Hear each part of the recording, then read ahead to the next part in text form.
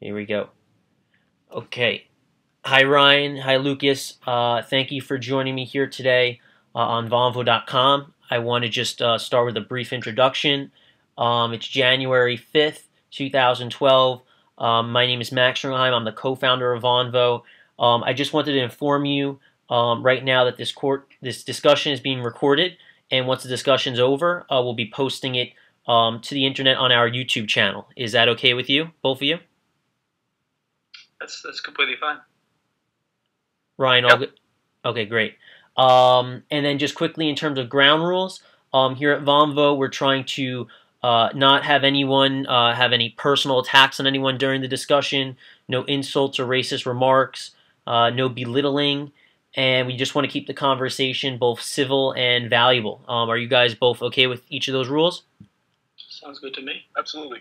All right, great. So let's jump right into the discussion. Excuse me, Lucas, would you mind, just for our viewers and people watching this video, would you mind just giving them a quick background of yourself and what you do, and then Ryan, you go next? Sure, not a problem. Sure. Well, I would say I'm a student at Tufts University up in Boston, a third-year student. I majoring in sociology and Spanish. I'm actually currently studying abroad in Chile in South America right now. I'm home in the States for a short period of time. I've been involved in this question. I do come from an American Jewish family, although I'm not practicing. Um, I was really first thrust into this issue after Operation Cast Lead in 2008, and since then I've been a Palestine solidarity activist. I've traveled to Israel, Palestine, and I was indeed arrested over there protesting on Jerusalem Day, and I was asked to leave the country. That's a brief rundown. Okay, and Ryan, go ahead. I think I actually saw a video with you in it, Lucas. I think that would be my video. You- It was it made its way around the world a little bit too much. Okay, well, as I said before, I come from a family of, we're Métis, but we're fairly active in politics here. My dad's a fairly well-known Métis activist, but myself, I kind of stayed away from the politics until university, and I'm from northern Alberta, and I got involved in this question because it's something I think that everybody should be involved in. Great. And so, Lucas, just to get started, was there any particular moment in time, for each of you that is, where, this crisis or this conflict, began to have an impact on your life? What exactly was it that made you so passionate about it? Well, for me in particular, I would say that it was Operation Cast Lead, or Israel's a bombardment and invasion of the Gaza Strip during the 3-week period from December 27th, 2008 through, I believe it was January 17th or 18th of 2009, in which over 1,400 Palestinians were killed, the vast majority civilians, according to human rights organizations, B'Tselem and Al-Haq and various others. And it was just including about over 300 children. It was very shocking on a ethical level for me just to watch this unfold, but be totally powerless. But also as someone of Jewish heritage, for this to be done supposedly in my name and in my defense, it was abhorrent to me, and that was really, I would say, what propelled me into as an activist and into politics on this question. Great. And Ryan, what exactly happened with you?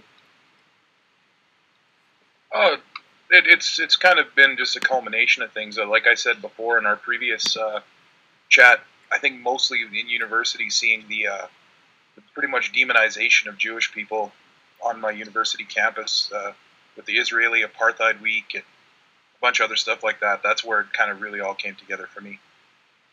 Okay, great. So I know we were going to try and go through a few subjects today.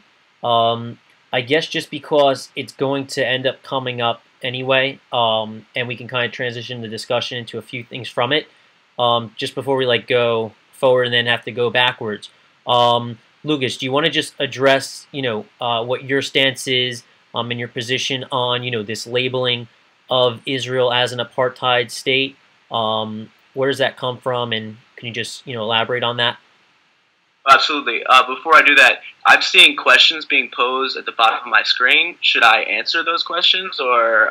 Right. So yeah. So I'm gonna, as you guys are speaking, I'm definitely gonna be taking a look at the text chat, and as soon as a question comes up that I think relates to what we're talking about, I'll definitely ask it to both of you. So. Okay, I'm just going to clarify. I did say something, and it was a question as to my brief statement about Gaza, so I should probably clarify that before I go into apartheid. The question of what preceded Israel's 2008 bombardment and invasion of Gaza was, in fact, on November 4th, the day before Election Day, or excuse me, November 5th, the day after Election Day, Israel actually launched an airstrike on Gaza, killing 5 militants and breaking a ceasefire that actually had been established since June. And according to the Israeli Foreign Affairs Ministry itself, there were no rocket attacks during this period. There was maybe a couple mortar attacks. So there was actually a ceasefire that was quite vigorously maintained. And Israel violated that ceasefire by launching this attack and subsequently refused all attempts for all offers on the part of Hamas for a truce. And then in a surprise attack on December 27th, Operation Cast Lead, which it turned out, as Ehud Barak admitted before, had been planned since March prior to the ceasefire, had been planned long in advance, meaning that the rocket attacks were effectively irrelevant in the political calculus of that attack. But to answer your question about apartheid, what goes into it? Speak to yeah. So Lucas, we'll have Ryan just respond to some of that, and then we'll go back to the question. Okay. Sure. Go ahead, please. I think it's important also to realize, though, that the attack on the 5 militants, you call them militants, but I mean, I guess that's going to be part of the discussion here today, is how we define militants and terrorism and everything else. But I think it's important to realize, too, that might have been the culmination. And when we talk about how everything was pre-planned, Israel is very careful. Israel does a lot of pre-planning, actually. It's the same thing the United States does. It's the same thing the Canadian military does.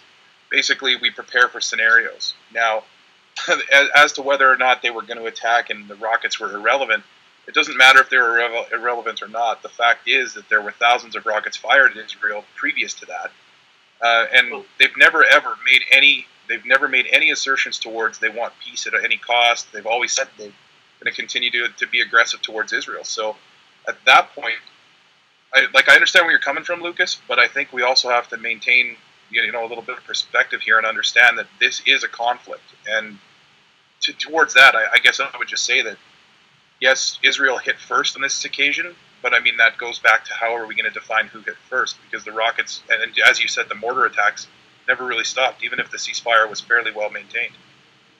Well, if you do look at the record, the rockets did stop during the ceasefire, and actually they did stop during the most recent ceasefire. And in fact, if we actually look at the casualty statistics for Qassam attacks, that 1/4 of all casualties happened during the 2 Israeli assaults on Gaza, both in Pillar of Cloud most recently and Cast Lead. If a significant number of the casualties, 1/4, occurred during these attacks, that clearly shows that the policy here is not deterrence. It's not the policy here is not to deter rocket attacks, but in fact to provoke them. So I mean, we have to look at why isn't Israel, attempting to other policies to attempt to deter rocket attacks? If clearly these types of airstrikes on militants are, obviously you don't want to address this whole issue, Max, at this point. Yeah. I mean, I think it raises serious doubts about the validity of Israel's argument for deterrence if Israel's own attacks provoking a significant number of rocket attacks. Right, and so but should we continue? Yeah. Should we continue along this line of argument, or should we go to the original question? I mean, ultimately, I can direct it whichever way we'd like. And I mean, we can kind of jumping off point then. Yeah, right. And so, I mean, I see that Cliff. I just want to hear if Cliff hears us because I know he just joined in. Cliff, do you hear us? It looks like he's froze. Yeah. Yes, Max, I can hear you, but I'm not going to be around for long because it's kind of my bedtime, so I just thought I'd check in and see what's going on. Okay, no problem. Did you guys hear Cliff just there quickly? Oh yeah, I heard him fine. Yes. Yeah, he's very quiet though. Okay, so Cliff, you can feel free to tune in for as long as you'd like. And ultimately, we'll continue the conversation and go forward into the original question. And so, Lucas, since Lucas had the last word just there, why don't you address the concept of apartheid and the labeling of it, and then we'll have Lucas respond to it. Okay. Okay. Like I said before, I think it's difficult for me to actually and really argue the apartheid thing because it's such a ridiculous.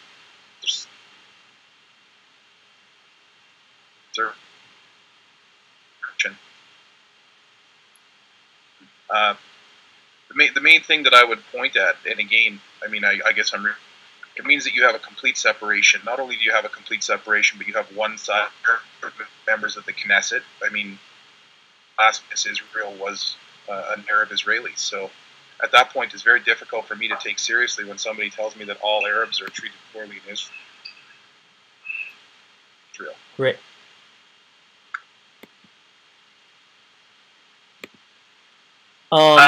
Yeah, audio's going in and out. Right. So what I was just going to say quickly, Lucas, before you respond, Cliff, do you hear me? Because I think Cliff's video might be lagging it a bit since he might have a slow internet connection. Cliff, do you hear me?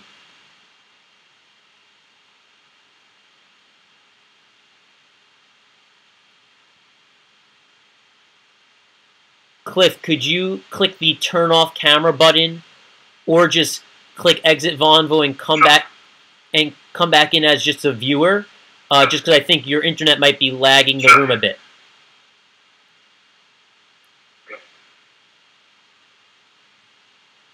Okay, great. He'll come back in as a viewer.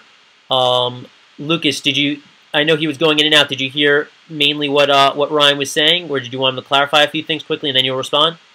What I heard was apartheid is a ridiculous assertion, therefore does not require clarification or need to be defended. Okay, was that the essence of what you said? That's pretty much. I mean, then I basically just went on to say, I mean, it's kind of proven by the facts that it's ridiculous just because Israel has Arab members of the Knesset. I mean, there's Arabs in pretty much every walk of Israeli life. It's not a situation like South Africa where you had one group that's clearly put aside and not allowed to represent themselves in the government.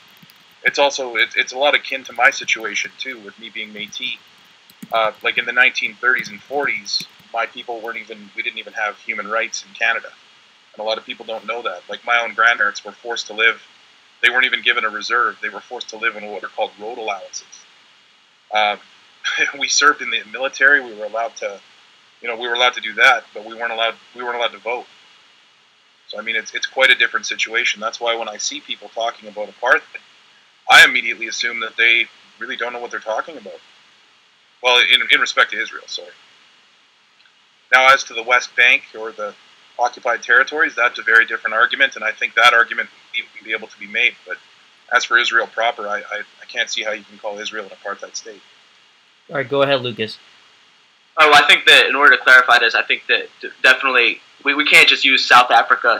Apartheid is not a crime confined to South Africa, but it's actually a crime that has been legislated by the UN, that has been literally illegalized by the UN in the 1979 resolution on the crime of punishment, or 1973, excuse me, on the International Covenant on the Suppression and Punishment of the Crime of Apartheid. I'm going to read that, the particular relevant section of that. Apartheid is thus defined as inhuman acts committed for the purpose of establishing and maintaining domination by one racial group of persons over any other racial group of persons and systematically oppressing them. And I would argue that this definition applies to Israel in, I would say, a holistic sense, not just simply the occupied territories, but in its treatment of the three major groups of Palestinians that exist. Palestinians in the occupied territories in the West Bank and Gaza Strip, about 1/5 of Israel's population, which is Palestinian, as well as the around 6 million refugees who are the descendants of those who were forcibly expelled from Israel, from the land that was now known as Israel in 1948. And I think that fact, sorry to interrupt, but then could I get you to, like, I get where you're coming from. Now, would you be able to explain to me how the Arabs in Israel are affected by apartheid? I'm getting to that. I think that there's a lot of levels. I think that the first most obvious commonsensical aspect of that is that Israel defines itself as a Jewish state. It's certainly it defines itself as a Jewish and democratic state, but first and foremost, it is a Jewish state. It is a state that belongs to the Jewish people, and as such, the institutional framework of that state is more Jewish than it is democratic. And that in itself, and I'm going to elaborate on this and provide evidence, but that in itself negates any possibility of those who are not Jewish being equal in a state which is defined as Jewish. I mean, it's rather common sense. And there's a lot of levels to it. I would say the first level is the distinction between citizenship and nationality. And in Israel, you can be a citizen of the state, but not possess Jewish nationality. You cannot possess. There is no such thing as Israeli nationality. There is a Jewish nationality. And as such, a whole host of as I would say Desmond Tutu put it, the full menu of rights is only available to those who have Jewish nationality. We can begin with land. In 1948, 850,000 dunams of Palestinian land, 90% of the land of Israel-Palestine, it belonged to Palestinians. It was confiscated by the newfound state under the absentee property law of 1950. Right, Lucas. Yeah. Let's allow Ryan to come in and Can I just finish the key part of that? And as such, that land is administered by the Jewish National Fund and the Jewish Agency on behalf of world Jewry, and can only effectively be sold or allocated to Jews, not Palestinians. And as a result, Palestinians face very acute land discrimination in Israel. Okay. Go ahead, please. Okay. Here's the thing, and I don't want to, I definitely don't want to come across like I'm trying to interrupt you or anything, but sometimes when you're making several different points, it's just difficult to go along and then speak to each point. So I'll speak right away to the last point, because that's the most germane, I think, to what you said. So you're saying basically with the Jewish National Fund, I think you said, that they look after the land.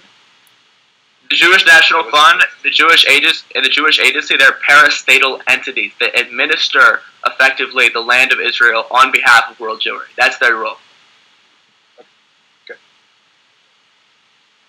So then I would like you. Okay. But what we're basically talking about right now with the apartheid stuff, we can get into the land and how it was taken and was what was purchased, what wasn't purchased. We can get into that afterwards. I'm totally okay with that. The audio is done. It's going in and out. Yeah. Lucas, do you hear me okay? I hear you fine. Ryan is frozen. Right. So I think last time Ryan was on, I think this might happen. I think what I'm going to do is ask him to leave the room and come back in, and what he'll do is he'll just, that turn off camera button is it. Hey Ryan, do you hear me? Yep. Okay, yeah, Ryan, there you go. I think now that you have that avatar over you, it won't be as laggy, and your audio will come in fine, I think. Okay, is that better? Yeah, I think so. Lucas, do you hear him okay now? Yeah, I hear him fine. Okay, so Ryan, maybe go back like 15 seconds where you were if you can, and try and... Okay. So then, basically, what I'm asking, Lucas, is we're discussing the apartheid aspect right now. So we can discuss the land ownership and all that kind of stuff later. But as speaking to the apartheid part, you said that Arabs in Israel are affected by apartheid. Can you name me a racial law in Israel, like a law that's based on race? My point being is the absentee property law. All of these laws, there are 20 discriminatory laws that go back to the founding of Israel. All of them privilege a particular preferred identity, that identity being Jewish, over non-Jewish identities. I mean, first of all, you have to understand, until 1966, Palestinians lived under Israeli occupation. Go ahead. Lucas, I'm not disagreeing with that, but now what I would say is, so Israel is a Jewish state, and like you've obviously said that you disagree with that, and yet we do have Muslim states in the Middle East. Do you have the same problem with a state that has, Muslim things in its charter? We're not talking about that. We're talking about Israel. We're talking about Israel. You can't be Jewish and democratic. You need to choose one, and Israel chooses Jewish. Israel is one tiny state in the Middle East, and it is Jewish and it is democratic, However, we are basically going to argue that it's not nearly as difficult to make the argument that Arab states are apartheid as it is for you to make the statement that Israel is. I would say that in the sense that Israel is different in the sense that Judaism or Jewish people, it's an ethno-religious identity. It's not just a question of religion. Anyone can convert to Islam. Obviously, I'll be the first to criticize and call for a boycott of Saudi Arabia for suppression of women. Obviously, that's the case. But I would say you do not have this similar. There's not one racial group or one ethnic group oppressing another one in Saudi Arabia or in other countries in the Middle East. That is the crucial difference. And it's not de jure. In Israel, it is de jure. So you don't think that Palestinians are basically oppressed in Lebanon or not oppressed in Jordan at all? They are, but it's not a system of de jure discrimination based on race because they're all Arabs. They're not. It's not one racial group oppressing the other and privileging one racial identity. I mean, that's the fundamental contradiction there. Okay, so I agree that they're all Arabs, but obviously there's some sort of push towards towards making Palestinians a nationality slash, I wouldn't say race, but a nationality slash ethnocultural group. So I would assume then that the Arabs themselves don't feel that all Arabs are the same. So obviously there is one group that's placing privilege for one group over another in Palestine, in Jordan and in Lebanon. I mean, your argument is fundamentally a red herring. We're not talking about that. We're talking about Israel-Palestine. We're talking about, does Israel maintain a system of discrimination, of domination against Palestinians living not only within the Green Line, but in the territories itself? That is the question. My answer is positive. It is yes. There is such a system. And I see why you would think that that's a red herring, but seeing as how most Arabs in the area don't recognize Israel and they tend to think of that whole area as one area, basically, I guess I consider it, if they're going to name it, they would probably name it Palestine or the Levant. But I mean, what I look at is that whole area really is one area. Israel is a state. Lebanon's a state. Palestine is now going to be a state.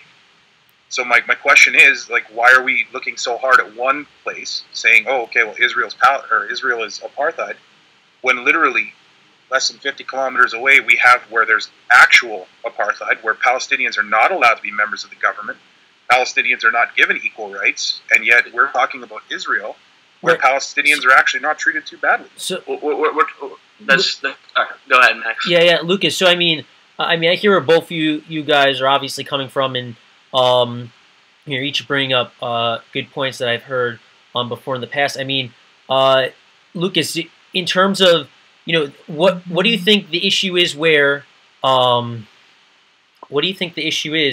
you have these Israelis saying that there are Palestinian and Muslim people who are Supreme Court judges, and there are Palestinians who shop in the same shopping malls. What do you think is the underlying issue why some of these people are living perfectly normal lives, it would seem from the outside, these people, and then there are others that are feeling part of this occupied territories and are living these troubled lives? What's the disconnect that's happening there, Lucas? I'm not saying that Palestinians within Israel don't have certain rights, and they do. They do have the right to vote. But I would say that right to vote, their selective rights that they do possess, does not at all negate the systematic discrimination that they put. In the United States, it's the same condition. In the United States, people of color, black people, have de jure rights. They do have, technically on a lot of levels, they have equal rights. However, they still face a system of de facto discrimination. However, the key difference in Israel is that it is de jure. It's not de facto. That in Israel's founding laws, this discrimination is legislated and promoted because it is essential to the Jewish character of that state. You can't be equal in a Jewish state if you're not Jewish. I mean, that's the fundamental contention here. Ryan, do you want to respond? Otherwise, I guess I would just ask a quick question to Lucas. Does that apply for Jewish people trying to live equally in some of these Muslim countries? I'm asking you that as kind of like a question that I don't think I've asked anyone yet. Does that logic apply in Jordan or in Lebanon? A Jew trying to live normally in those countries, does that come into play in those countries also? I can answer that. Yeah. In Iran, there are 25,000 Jews that continue to live in Iran without they have refused to leave. They're happy living in Iran, and obviously we can all agree that Iran is a theocratic, authoritarian, oppressive regime, and it's clearly everyone can agree on that. However, there are obviously tens of thousands of Jews living there in harmony, and they're not facing discrimination. So I think that's clear. Okay, go Max, ahead. Can I answer to that? Yeah. Go ahead, Ryan. Go. Okay, in point of fact, there isn't 25,000 Jews left in Iran. There's less than 8,000. I believe this. I would fact check that. I do believe it is about 20,000. You can feel free to fact check that, because I actually was just discussing this with a friend of mine that lives in Iran. You're going by numbers that actually came from before 2007. Before 2007, there were over 25,000. Now there are less than 8,000. And in point of fact, most of them are actually very, very oppressed. That might be one of the most oppressive countries in the world. I would suggest maybe that Iran is probably the worst one for you to bring up, especially considering that in the 1940s, there were actually over 50,000. So the numbers have dropped precipitously in Iran. So Iran is definitely not the example that you want to make. Now, as to the rest of the... Sorry, go ahead. No, I still am rather skeptical of those numbers. Yeah, but it has been... But it's fine. Continue. Oh, it's basically we can argue numbers. Then, if you like, I'll like when I get a. But this is all Right. So then guys, and I guess what what I would then ask is Lucas, what are some of the what are some of the things that you think you would need to see Israel begin to start doing to remove this label or reduce the discrimination? What are some initial actions that, let's say, you would say if you could tell Benjamin Netanyahu something tomorrow to do? What would those things be?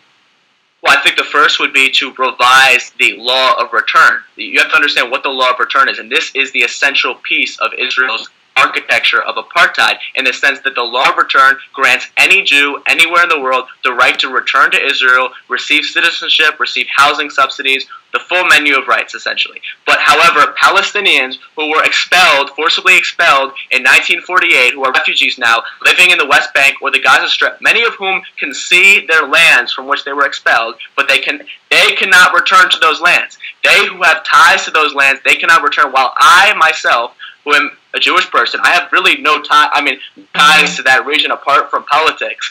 I can return and live in those lands, but they can't. That is the fundamental injustice right there. And for me, that law of return must be, I would say, revised such that it recognizes the Palestinian right of return. Those refugees should be able to return. And the only thing that prevents that from happening is this fixation on the Jewish demographic majority. And for me, it's a very racist notion that you need to have. Obviously, in a Jewish state, you need to have a Jewish majority, but we need to revise that notion of a Jewish state. Why can't it be a state of all of its citizens? Ryan, do you want to respond to that? Yeah. Well, I think part of my problem with the whole idea of the right of return is actually quite simple. No displaced people in the history of the world have ever actually been given a right of return right off the jump. It just doesn't happen. And I don't understand why we're supposed to treat the Palestinians any differently than any other displaced people in the history of man. Well, first of all, are you done talking? I'm sorry. Yeah, go ahead. Okay.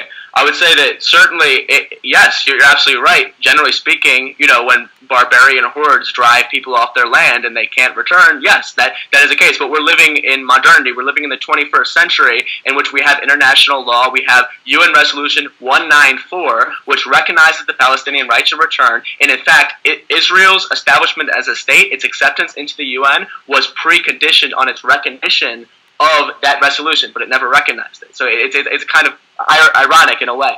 But fundamentally speaking, I think that we can do it, saying that all the refugees should return, but those who want to return, and Badil, and it's a Palestinian refugee rights organization, has done a study, and they said that maybe a few 100,000 would actually elect to choose this right. But the fundamental issue is this dynamic of return, no return. in favor of Jewish privilege. That is the problem. And for me, Bibi Netanyahu, you need to dismantle this infrastructure of Jewish privilege and create a truly democratic state. So Ryan, quickly, if you heard, obviously you heard what Lucas just said, but like if what Lucas is saying is true, let's say it was only approximately, let's say 100,000 people that would actually return. Just the idea of them being given the right to do so and not being discriminated against, their race that they're coming from in order to return. Do you think that that's something worthwhile the Israeli government to be considering right now at this point in time? Well, see, the problem is, and I it's really difficult to talk about this just because it is going to be an emotional subject. But the problem is that we're facing right now is every single time it seems like that Israel has actually made concessions where Israel has let more Palestinian Arabs in to Israel, it hasn't worked out very well. And part of the problem is that because the hatred is so ingrained that you end up having people that come to Israel, they benefit from living in Israel, and then they will attack the state of Israel. Until recently, actually, I believe it was about 15 years ago, there had never been an Arab-Israeli involved in a suicide attack. And then that changed. I believe it was after the Second Intifada, where there was actually an Israeli Arab involved in a suicide bombing. So now Israel, of course, I mean, if you're any kind of intelligent person, you're going to want to keep your own people safe. And I think adding 100,000 people that may or may not be, extreme in their views, it could be quite dangerous for Israel. Now, would it be nice to open the gates and say, hey, you know what, people that lived here before can come back? Of course it would. I mean, nobody would ever argue that you want to continuously push people away. But at the end of the day, they still have to maintain secure borders. Can I respond to that? Yeah, go ahead, Lucas.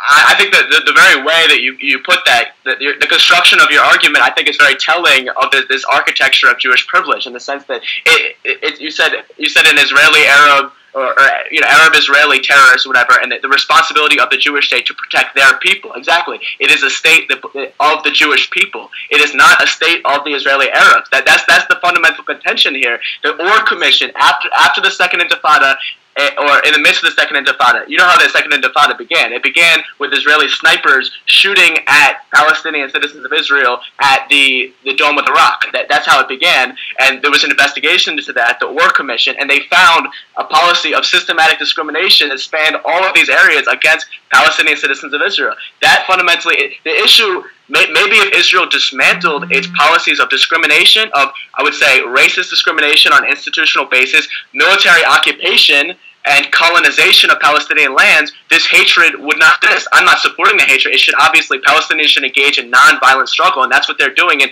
Bilin and Nilin, all throughout the West Bank, and I think that is the policy here. But it's an issue of Israel. It's institutional changes that need to happen here, and that means dismantling this system of Jim Crow discrimination. So now, I wouldn't disagree, Lucas, that there definitely needs to be a lot of changes, especially in the infrastructure and the way things are built. I do strongly disagree that it should no longer be a Jewish state. I think that it is a Jewish state, but I would like to speak to one point that you made about the Arab Israelis. Now, when I said that no Arab Israeli had been involved in a suicide attack, that didn't mean that no Arab Israelis were ever killed, were never killed by suicide attacks. Now, Arab Israelis are Israelis, and they have been killed in these attacks as well. And when I say that Israel needs to protect her people, I mean any Israeli that's within the Israeli borders, because all of those Israelis are put at risk when the suicide attackers come. Bombs don't choose who they kill. That's the problem with using a bomb, is it's not a targeted weapon. Well, actually, Israel... Sorry, go ahead. Okay, go ahead. No, I would say that Israel systematically chooses not to protect its Palestinian citizens. For example, in the 2006 unprovoked Israeli attack on Lebanon against Hezbollah, Israel actually invaded Lebanon, and Hezbollah responded with massive rocket attacks against the north of Israel. I mean, obviously that's completely unjustified. I mean, but the north of Israel is almost completely populated by Palestinian citizens of Israel. It's the Galilee is majority Palestinian. I mean, still, and I mean, Israel really did very little to protect these people. I mean, there really is. You're negating the fact that in Israel, in the public discourse, and not only in the institutional discourse, but in the public discourse, there is a widespread contempt for Arab life. There is a very intense racism. Israel Israel is becoming extremely, very much right-wing country these days. I mean, the settler movement is extremely powerful, and they're going to win these elections. And the hatred for Arabs is so entrenched. So Lucas, I would actually, because this is actually where my specialty comes in the military end of things, I would definitely disagree that Israel went in to Lebanon unprovoked. My assertion would actually be backed up by most of the military experts in the world. When Israel went in to Lebanon, actually, most of the Lebanese population that was non-Shiite actually supported it. And part of the problem that we have with Lebanon, in regards to Israel, is the fact that Hezbollah is very openly anti-Israel and has openly spoken about what it would like to do to Israel. So I don't understand why you think that they're putting the Arab Israelis in the north in danger by basically going into Lebanon. When they went into Lebanon, it was basically to prevent attacks. I mean, this is going back to the whole issue. Sorry, go ahead. Oh no, this is going back to the whole issue of rocket attacks to begin with. I mean, the fact is, Israel chooses a particular aggressive posture to deal with regional problems instead of pursuing long-term diplomatic solutions. We have the same thing with Gaza. The people of Sderot and Ashkelon, I've been there. It's absolutely horrible. They have bomb shelters and everything, and they have to live with this. But they are the ones who suffer every time Israel chooses to escalate, and it is Israel that chooses to escalate. Whether or not we look at who was responsible for who shot first or whatever, I mean, but it is always Israel that has chosen to escalate it, and doing so during these escalations in which the majority of, or a significant portion of the casualties occur. So, I mean, this is the problem. And if anything, these escalations have been universally condemned by human rights organizations as not only being disproportionate, but being arguably guilty of war crimes. I mean, Israel's dropping of cluster munitions in the last 72 hours of its assault on Lebanon is still killing Lebanese children who step on these cluster munitions. Well, cluster munitions are banned in most countries of the world. I mean, these are just absolutely indefensible acts. And I would agree, actually. I would agree that the use of cluster munitions was definitely not on side. But now I'm going to ask you a question, and this is a question that usually most pro-Palestinians are pretty leery of answering. Instead of escalating the situations then, what would you suggest Israel's response to rocket attacks should be? What would you suggest? Well, I think that we should take Gaza. I think we should look at Gaza in the first place. I think that the primary issue, the problem with the construction that Israel has a right to defend itself, is that fundamentally Israel is the occupying power. We can't forget that. Israel exercises effective military control over the Gaza Strip. And although there are no Israeli settlers still living in the Gaza Strip, and Israeli soldiers are not physically present there, Israel is, under international law, the occupying power, and it is imposing a siege or an embargo which has crippled the Gaza Strip. And the Gaza Strip has something like 80% of the population live below the poverty rate. The majority of its water is unclean. I mean, it's an abominable situation. The Gaza Strip, according to one statistic, will be unlivable by 2020. I mean, it is this condition of utter desperation which Israel imposes on an occupied people as an act of collective punishment in violation of the Fourth Geneva Convention, which I would say is provoking rocket attacks that Israel should dismantle, should change this fundamental policy. Go ahead, Max. Yeah. Lucas, what I was going to ask is, we just had a speaker on earlier. She's actually listening in on the discussion right now, named Batsy, and my question to you would be, because she kept bringing it up before, is what amount of responsibility do you think let's just take, for example, Gaza, do you think that should be, what sort of amount of blame / responsibility should be put on the leadership of Hamas in that area for, let's say, these conditions, as well as then what percentage would be put on, the Israelis, in your opinion? Because I think, tell me if you disagree or not, but is that a good topic to examine, the authorities here and what they're doing right and wrong to represent their people and give them clean water and stuff?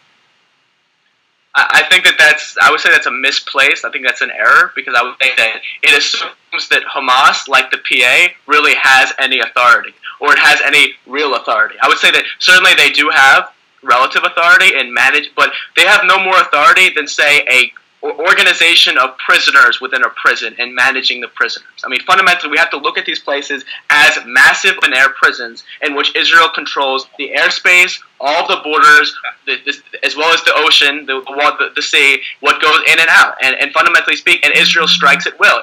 anyone who goes near those borders within a kilometer of those borders will be shot and killed. I mean, it is a prison in every effective I would say conception of the term. Yeah, let's let Ryan go ahead and respond. Yeah, I couldn't possibly disagree more about the assertion that it's an open-air prison. The simple fact is that there's a lot of millionaires that live in Gaza. There's a lot of luxury cars. I believe they had Apple iPhone 5 before anybody else on Earth. So it's really difficult for me to sit and listen to somebody talking about Gaza being an open-air prison. Now, I agree they don't have a lot of infrastructure. Part of the problem with them not having infrastructure is when they get money, they don't spend it on infrastructure. They like to complain that Israel blows up everything and Israel's ruined everything. But in reality, they've received a lot of money and they have very little to show for it. What they do have to show for it are, Hamas leaders driving around in luxury cars.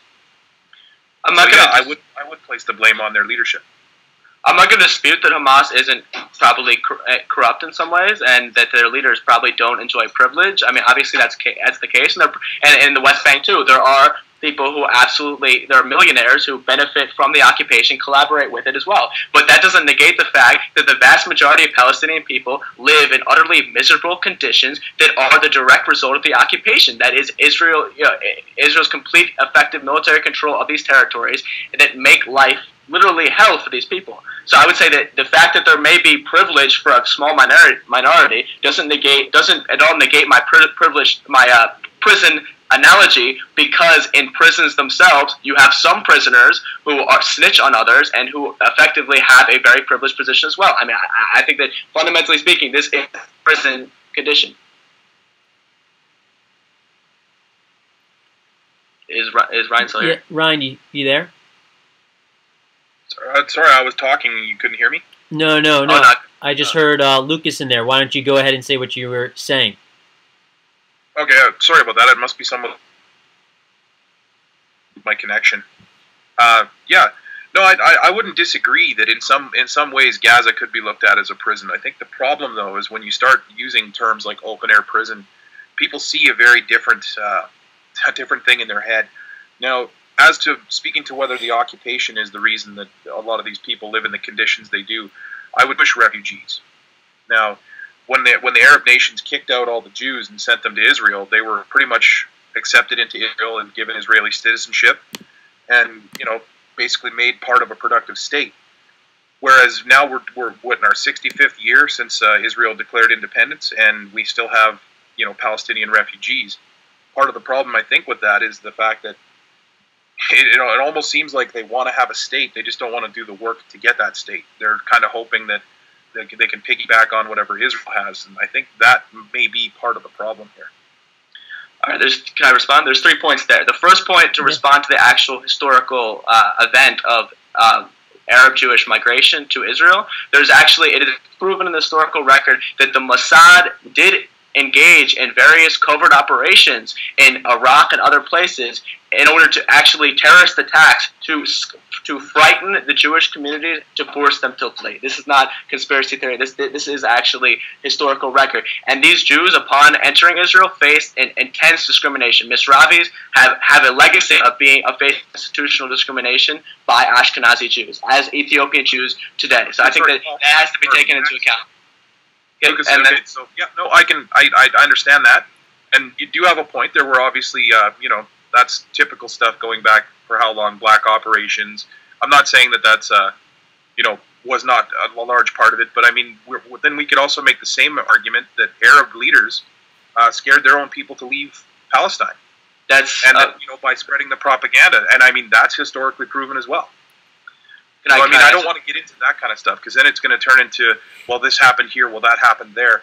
What I'm saying is, basically, we had Jewish people who were evicted or who left for their own reasons, who came to Israel, and they were basically included into Israel. They were made part of Israel, and yet we still have Palestinian refugees 65 years later.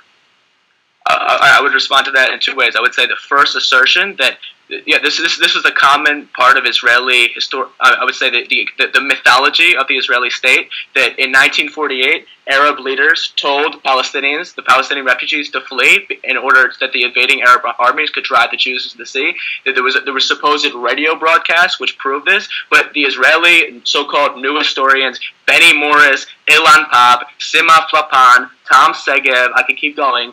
They have systematically disproven this myth. It never happened. Hang on. Whoa. Didn't disprove, Lucas. They didn't disprove this. What they did was they showed that was definitely not it in its entirety.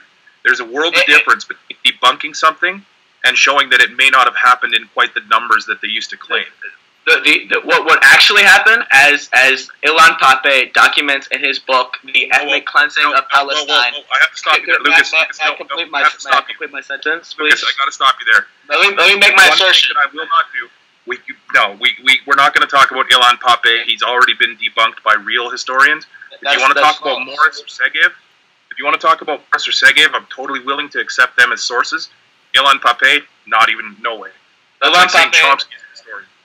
Ilan Pape is a respected historian, but I don't need to refer to him because effectively Benny Morris has done the same thing. Benny Morris has shown that Israel perpetrated a policy of systematic ethnic cleansing of Palestinians in 1947, 1948. Plan Dalet was conceived of by Ben Gurion and his staff in order to force Palestinians to flee through terror. That is documented fact. We have to look at the Palestinian. Wait, can I follow my argument? Yeah. Lucas, you finish your comment. Then Ryan, you respond, and then I gotta chime in and just say one thing, and then we'll keep going. Okay? Excellent. Sounds great.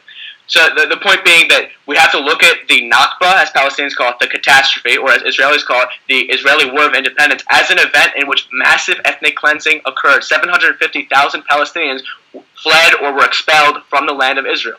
These Palestinians, or the land of Israel, Palestine, as Israel is now called, these Palestinians have the right to return under international law, but they are systematically denied that, as we've discussed earlier. Fundamentally speaking, it is not the responsibility of the Arab states to assimilate these Palestinians. That assumes that all Arabs are the same, that all national groups are the same. They're not. Palestinians are a distinct national group. They are as Palestinian as French are. To say that Palestinians are just like, Jordanians is to say that Frenchmen are just like Germans. They're a distinct national group. They do speak the same language, though. The point being, Israel alone has the responsibility to abide by international law and recognize the right of return of the Palestinians whom it ethnically cleansed 60 years ago. That's the real ethical end of this, and as well as the legal end of it. Okay, Ryan, go ahead and Ryan, do you hear me? Yeah. It's tough sometimes because Lucas tends to jump around a little bit, and it's easier if we can just go point by point. But what we were arguing here, that I thought, was that we were talking about the Jewish War of Independence or the Nakba, whatever you want to call it, from either side. And I basically made the assertion that I don't see why we're saying that it's a mythology that the Jews were evicted from Arab lands, but suddenly it's a mythology that the Arabs were evicted of their own people. What I would say is that, and this is what I've got from my readings, what I've gotten from my readings of Morris and from Segev, isn't that, that all the Jews, that all the Palestinians were kicked out of Palestine, and I didn't get from them that all of them were from Plan Dalet. I think it was definitely a combination of Arab leaders scaremongering. I think it was a combination of the Israelis actually wanting them to leave. But it definitely, these are all factors, and I don't think any one of them was the factor. I think they were all factors. Okay. My whole argument has always been, this happened in the past, and I agree with Lucas that we need to have some sort of, there has to be some sort of closure here. But my whole point was very simple. 65 years later, we still have refugees. 65 years later, we still have no real Palestinian state. And at the end of the day, when you take a look, like you said, you're in Chile, right, Lucas? I'm not right now. Oh, see, when you were in Chile, did you meet a lot of the Palestinian expatriates that lived there? I know a lot of Palestinians in Chile, but most of them arrived in the early 20th century, and most not refugees of that. Yeah, but they're Palestinians, right? Yeah, they arrived. They take Palestinian nationality. No, they don't have Palestinian nationality. They're Chileans. They consider themselves Chileans. But I mean, look what they've done. No, but they call themselves Palestinians, though. They self-identify as Palestinians. Yeah, they do. They identify as Palestinians. Yeah. But I mean, if you look at what they've accomplished there. To me, it's one of the things that we're arguing here, and all of us will be arguing this forever. Is why is there still refugees? Why are there still refugees that call themselves Palestinian refugees? Right. And you said that the Arab states don't have any responsibility for them.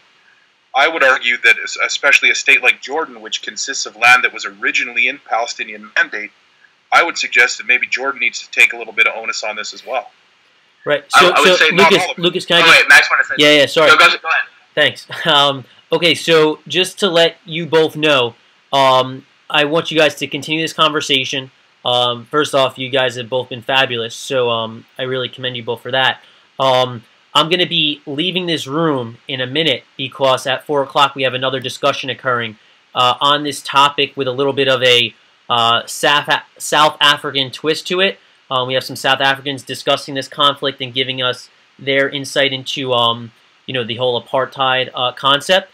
But I'd like you guys to continue the discussion. I'd like you guys to just continue. You've been doing a great job of going back and forth and letting each other speak. My partner Alex is going to continue recording the discussion after I leave.